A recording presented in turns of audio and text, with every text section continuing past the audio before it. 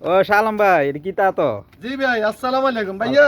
এখানে বুঝিনা পাতা না এটি কইতে আনছেন? ভাইয়া, এটা মাঝরাতে করছি সামান্য কোনো রকম চলবে লাগে, ধরো কত সাহানি লইছে হইলে হয় আর কি। আচ্ছা আচ্ছা, কত দিতাম এটা কোন?